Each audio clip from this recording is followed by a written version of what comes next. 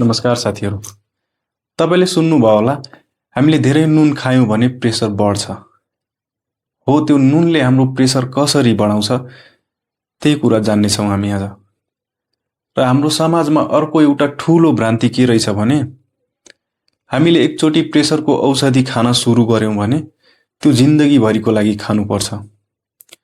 अब यसमा कतिको सत्यता रहेछ त्यो पनि हेर्ने आज।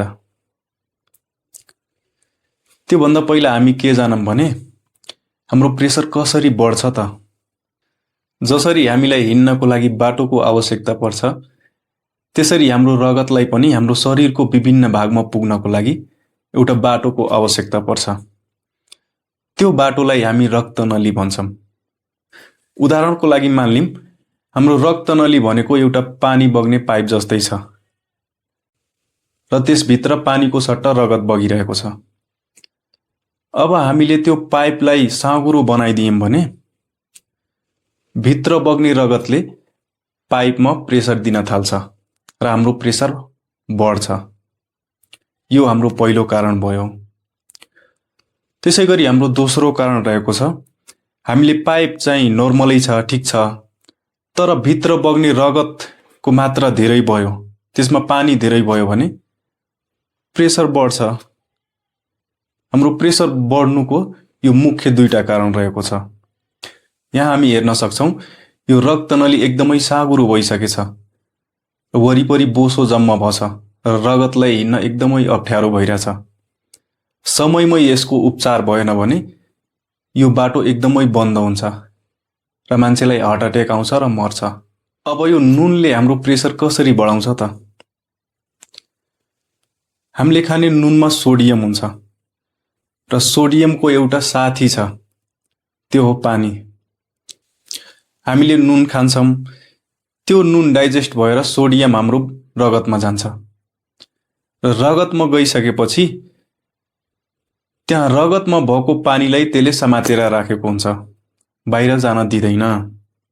नर्मल्ली के हुन्छ, हाम्रो किडनीले, मृगौलाले हाम्रो रगतमा भएको बढी भएको पानीलाई फाल्ने काम गर्छ र ब्लड प्रेसर मेन्टेन गर्ने काम गर्छ।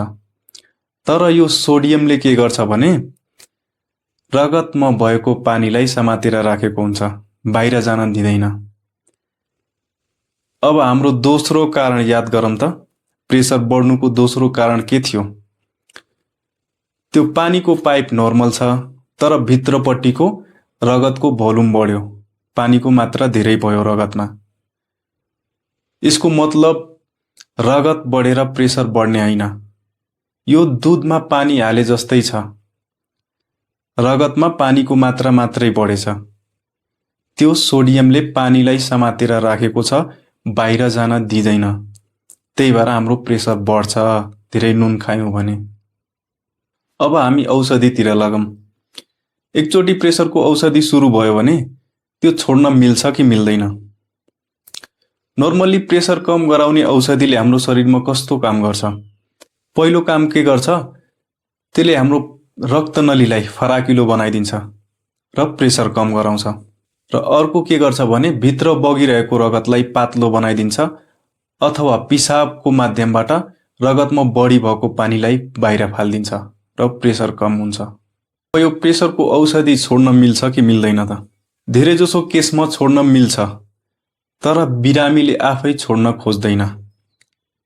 त्यो किन खोज्दैन भने हामीले बिहान उठेर 1 घण्टा आधी घण्टा एक्सर्साइज गर्नुको सट्टा त्यो बिरामीले एउटा ट्याब्लेट खानु राम्रो मान्छ के। अब त्यो प्रेसर के कारणले बढिरहेको छ त्यो कारणलाई नै मेटाउने हो। औषधि खाएर प्रेसर निको हुन्न, त्यसले प्रेसर ब्यालेन्स गरेर राखेको हुन्छ, बढ्न दिँदैन। त्यही भएर जिन्दगीभरि औषधि खानुपर्छ। हामीले आफ्नो लाइफ स्टाइलमा सुधार गर्यौँ भने प्रेसरको औषधि मजाले छोड्न मिल्छ।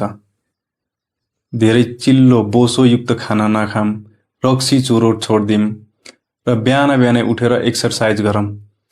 बिस्तारै बिस्तारै औषधि छुट्दै जान्छ। कारण खत्म भयो भने औषधि पनि छुट्छ।